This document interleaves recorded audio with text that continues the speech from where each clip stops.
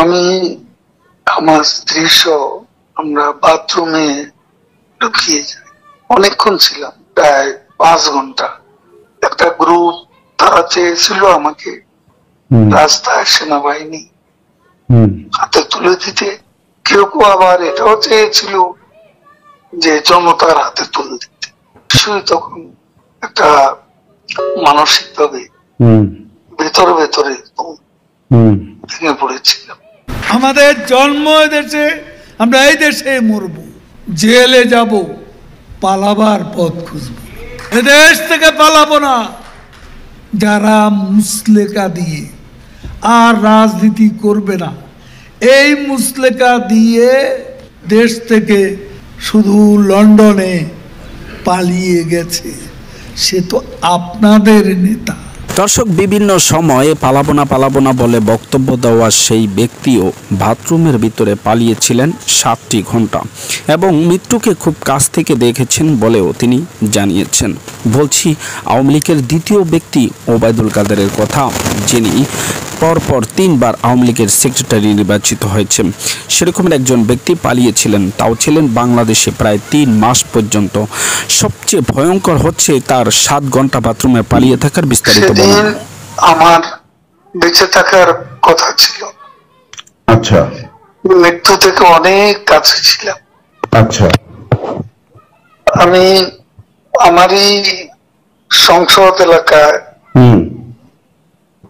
আমার নিজের বাসাকে এড়িয়ে পার্শ্ববর্তী আর একটা বাসায় আশ্রয় নিয়েছিলাম। বেশ। তখন 4 দিক থেকে মিছিল আসছিল। এটা আসলে ছিল প্রধানমন্ত্রী গণভবন কেন্দ্রিক, এবং এটা আমরা অবাক হলাম যে সংসদ এলাকাতেও এটা ছড়িয়ে পড়ে, এবং একটা লুটপাটের যে লুম্পেন স্টাইলের কতগুলো ঘটনা ঘটে, এবং সেখানে বিভিন্ন ধরনের লোক আসে, এবং এদের মধ্যে বেশিরভাগই মনে হয়েছে এটা কোন রাজনৈতিক অভ্যুত্থান, এটা লুটপাটের অভ্যুত্থান। না, একটা কথা জিজ্ঞাসা করি, সে তো আমরা তখন সেটা দেখলাম এবং মাননীয় প্রধানমন্ত্রীকেও যে বাসাতে ছিলাম তারা সে বাসাতেও হামলা করে। আচ্ছা। তারা জানতো না যে সেখানে আমি আছি। আচ্ছা। আমার বাসা তারা লুটপাট করেছে, কিন্তু যে বাসায় আমি গিয়ে আশ্রয় নিলাম সেখানে তা হামলা করবে এটা আমি ভাবতাম।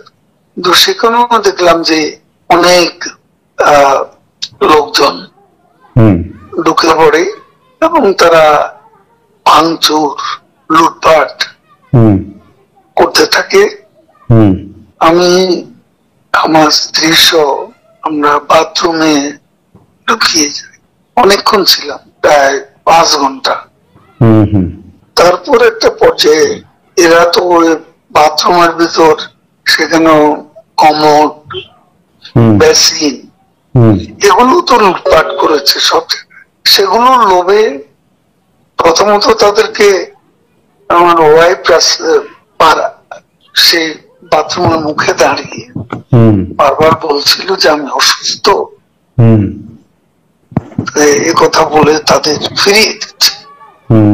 তো একটা পর্যায়ে তারা এই বাথরুমে যেগুলো আছে সেগুলো লুট করার জন্য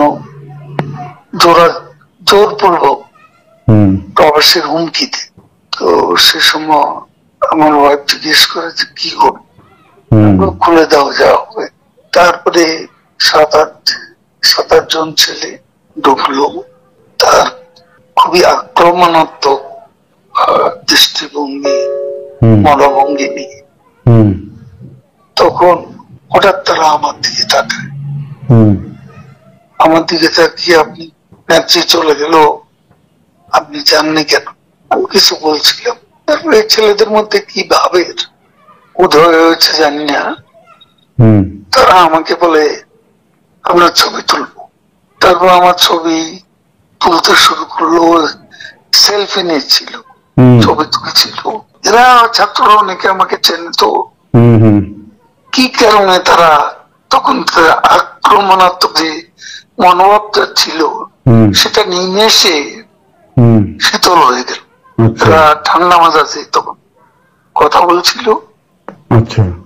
এদের মধ্যে আবার এক পর্যায়ে একটা গ্রুপ তারা চেয়েছিল আমাকে রাস্তায় সেনাবাহিনী হাতে তুলে দিতে, কেউ কেউ আবার এটাও চেয়েছিল যে জনতার হাতে তুলে দিতে। এটা অবশ্যই তখন একটা মানসিক ভাবে ভেতরে ভেতরে ভেঙে পড়েছিলাম। এরপর এরা এদের একটা শার্ট, এদের ওই ব্যাজ, লাল পতাকা শোভিত ব্যাজ লাগিয়ে আবার কালো একটা মুখে একটা মাস্ক দিয়ে আমাকে হাঁটতে হাঁটতে সংসদ এলাকা থেকে বড় রাস্তা, গণভবন অভিমুখী রাস্তা, ওখানে নিয়ে যায়। ওখানে নিয়ে হঠাৎ করে থেকে একটা ট্যাক্সি আসে, এটা ইজি বাইক, সেটা খালি ছিল, ওখানে কোনো গাড়ি ঘোড়া কিছু ছিল না। ওটা হঠাৎ করে কেন যেন এসে পড়ল, অত আমার ভাগ্য। এরা দুজনে আমাকে নিয়ে, আমার ওয়াইফকে নিয়ে ওটাতে উঠলো আর বলতে লাগলো, ওতে তো অসংখ্য মানুষ, চেক আপ সব জায়গায়। এরা বলতে লাগলো যে আমাদের চাচা চাচি অসুস্থ, হাসপাতালে নিচ্ছি, ডিস্টার্ব করবে না। এই করে করে নিয়ে গেল একটা অনেক দূরে একটা জায়গা। তো এটা হলো, ভাবতেও পারেনি ওরা যখন বাথরুমে ঢুকলো যে বেঁচে থাক, সে বেঁচে থাকাটাই। দর্শক, এতক্ষণ পর্যন্ত আপনারা যার বক্তব্য শুনলেন তিনি পলাতক আওয়ামী লীগের সাধারণ সম্পাদক ওবায়দুল কাদের, যিনি আওয়ামী লীগের দ্বিতীয় ব্যক্তি। তিনি পালিয়ে থেকেই একটি বক্তব্য দিয়েছেন। সেই বক্তব্যতে তিনি কিভাবে পালিয়েছেন এবং সেই পালানোর বর্ণনা তিনি দিয়েছেন, এবং ছাত্র জনতা তাকে মানে মৃত্যুর কাছ পর্যন্ত নিয়েছিলেন, কিন্তু মৃত্যু তাকে ছুঁই করে ছোঁয়নি। তিনি যে সকল বক্তব্য দিয়েছিলেন পালানোর আগে, চলুন তার একটি বিস্তারিত বর্ণনা। আমাদের জন্ম দেশে, আমরা এই দেশে মরব, জেলে যাব, পালাবার পথ খুঁজব। এদেশ থেকে পালাবো না। যারা মুসলেকা দিয়ে আর রাজনীতি করবে না, এই মুসলেকা দিয়ে দেশ থেকে শুধু লন্ডনে পালিয়ে গেছে, সে তো আপনাদের নেতা, আপনাদের ভারপ্রাপ্ত চেয়ারম্যান।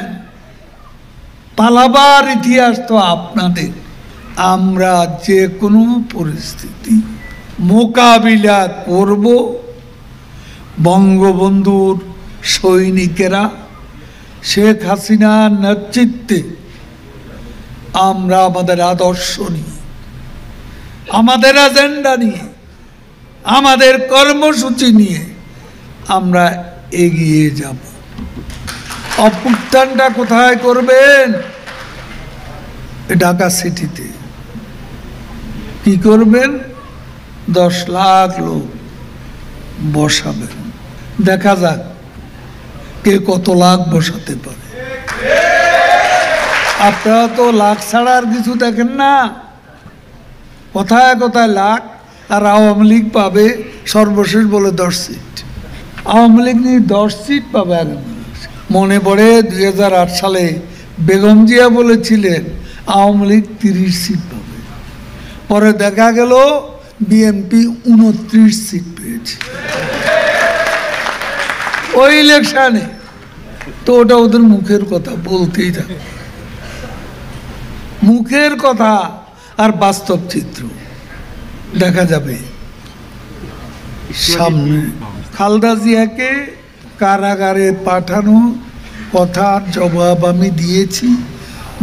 আন্দোলনের বিরুদ্ধে না, আন্দোলন তারা করুক, কিন্তু লাফালাফি বাড়াবাড়ি আন্দোলনের নামে বাড়াবাড়ি, সেটা যদি রাস্তায় একজন সাবেক বিচারপতির কি অবস্থা।